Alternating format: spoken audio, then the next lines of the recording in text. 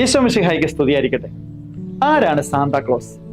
Christmas എന്ന് കേൾക്കുമ്പോൾ കൊച്ചുകുട്ടികളുടെ മനസ്സിൽ പോലും ഉയരുന്ന ഒരു ചിത്രമാണ് ക്രിസ്മസ് ഫാദർ എന്ന് കൂടി അറിയപ്പെടുന്ന ക്രിസ്മസ് അപ്പൂപ്പൻ്റെത്.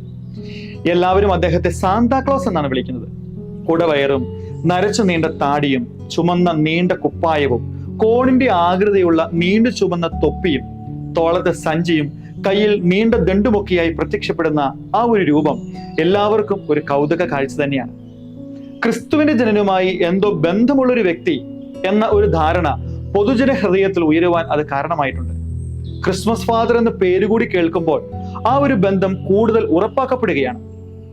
യേശുവിന്റെ ജനനത്തെ പറ്റിയുള്ള ബൈബിൾ പരാമർശനങ്ങളിൽ എങ്ങുമില്ലാത്തതും ആ മഹത്തായ സംഭവത്തോട് ഒരു ബന്ധവുമില്ലാത്തതുമായ ഒരു കഥാപാത്രം ഈ വർത്തമാന കാലത്ത് എങ്ങനെയാണ് ഇത്ര പ്രാധാന്യം നേടിയത്? ആരാണ് ഈ സാന്താക്ലോസ് എന്ന ക്രിസ്മസ് ഫാദർ?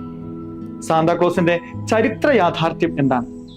എങ്ങനെയാണ് ഈ കഥാപാത്രത്തിന് ഇത്ര പ്രാബല്യവും പ്രചാരവും ഒക്കെ വന്നത്? ഇവയൊക്കെയാണ് ഈ എപ്പിസോഡിൽ നമ്മൾ ഇന്ന് ചർച്ച ചെയ്യുന്നത്. നിക്കോളാസ് എന്ന ഈ ചരിത്ര പുരുഷൻ AD 270 ജനിച്ചു എന്നാണ് വിശ്വസിക്കപ്പെടുന്നത്. മാതാപിതാക്കള് ധാരാളം സമ്പത്തുള്ളവരായിരുന്നു. നിക്കോളാസ് ബാലനായിരിക്കുമ്പോൾ തന്നെ ഒരുപാട് പേരെ സഹായിക്കുമായിരുന്നു എന്ന് ചരിത്രത്തിൽ നിന്നൊക്കെ നമുക്ക് മനസ്സിലാക്കാൻ സാധിക്കും. സാധുക്കളെ പറ്റി വലിയ സഹതാപവും മനസ്സലിവും ഒക്കെ പ്രകടമാക്കിയിരുന്നു. അവരെ സഹായിക്കുന്നതിൽ ഒരു പ്രത്യേക സംതൃപ്തി അദ്ദേഹം കണ്ടെത്തിയിരുന്നു എന്നുള്ളതാണ് യാഥാർത്ഥ്യം. ഉദാഹരണമായി, ഒരു ദരിദ്ര കുടുംബത്തിലെ 3 പെൺകുട്ടികളുടെ വിവാഹം നടന്നത് ആരും അറിയാതെ നിക്കോളാസ് ആ ദരിദ്ര കുടുംബത്തിന്റെ ജനൽ വഴി രാത്രി സമയത്ത് സ്വർണ്ണ നാണയങ്ങൾ ഇട്ടുകൊടുത്തതിനാലാണ് എന്ന് പറയപ്പെടുന്നുണ്ട്. ഇതുപോലെ മറ്റു പല സാധുക്കളെയും അദ്ദേഹം സഹായിച്ചിരുന്നു. എന്നാൽ അവരെ സഹായിക്കുന്നത് ആരാണെന്ന് ആർക്കും അറിയത്തില്ലായിരുന്നു. നിക്കോളാസ് അത് വെളിപ്പെടുത്തിയിരുന്നുമില്ല. ഈ ഔദാര്യത്തിന്റെ അടിസ്ഥാനത്തിലാണ് ഇന്നുള്ള ക്രിസ്മസ് ഫാദർ തോളിൽ സഞ്ചിയൊക്കെയായി സമ്മാനങ്ങളുമൊക്കെയായി കടന്നു വരുന്നത്. ഒരിക്കല് ധാരാളം സമ്പത്തിനുടമയായ ഈ നിക്കോളാസ് അവയെല്ലാം വിട്ട് വൈദികനാകുവാൻ വേണ്ടി സഭാ സേവനത്തിന് സന്നദ്ധനായി. തുടർന്ന് അദ്ദേഹം ബിഷപ്പായി. നല്ല തീക്ഷ്ണതയുള്ള സഭാ നേതാവും ഉദാരമതിയായ മനുഷ്യസ്നേഹിയുമായി അദ്ദേഹം പ്രവർത്തിച്ചു തുടങ്ങി. റോമ ചക്രവർത്തിയായിരുന്ന ഡയോക്ലീഷ്യന്റെ കാലഘട്ടത്തില് ക്രിസ്തീയ സഭയ്ക്ക് ഭീകരമായ മതപീഡനങ്ങൾ ഏൽക്കേണ്ടി വന്നു. ഈ കാലത്ത് നിക്കോളാസിനെ അവർ കാരാഗൃഹത്തിൽ അടച്ചു. എന്നാൽ തന്റെ വിശ്വാസത്തിൽ നിന്ന്, ആധ്യാത്മികതയിൽ നിന്ന് തെല്ലും വ്യതിചലിക്കുവാൻ അയാൾ തയ്യാറായില്ല. പിന്നീട് കോൺസ്റ്റന്റൈൻ ചക്രവർത്തി ക്രിസ്ത്യാനികൾക്ക് മതസ്വാതന്ത്ര്യം നൽകിയപ്പോൾ നിക്കോളാസ് സ്വതന്ത്രനായി. AD 325 ചേർന്ന നിക്യ സുനഹദോസിൽ അദ്ദേഹം സംബന്ധിച്ചതായി പറയപ്പെടുന്നുണ്ട്. AD 345 അദ്ദേഹം നിര്യാതനായി. തിരുസഭയിൽ വിശുദ്ധനായി അദ്ദേഹം പിന്നീട് പേര് വിളിക്കപ്പെട്ടു.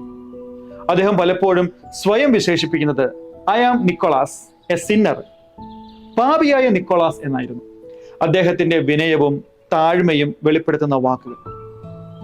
അദ്ദേഹം പിന്നീട് റഷ്യ, ഗ്രീസ് എന്നീ രാജ്യങ്ങളിലെ ക്രിസ്തീയ സഭയുടെ പേട്രൺ സെയിന്റ് എന്ന സ്ഥാനത്തേക്ക് അവരോധിക്കപ്പെട്ടു. മാത്രമല്ല, ജീവകാരുണ്യ പ്രസ്ഥാനങ്ങളുടെ മധ്യസ്ഥനായും അദ്ദേഹം അറിയപ്പെട്ടു തുടങ്ങി.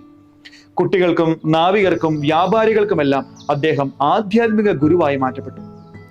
അമേരിക്കയിലേക്കുള്ള കുടിയേറ്റം നടന്നപ്പോൾ നിക്കോളാസിലുള്ള വിശ്വാസം അവിടെയും പ്രചരിക്കപ്പെട്ടു. ഈ കാലഘട്ടമായപ്പോഴേക്കും അദ്ദേഹത്തിന്റെ പേരിന് രൂപഭേദങ്ങൾ വന്നു തുടങ്ങി.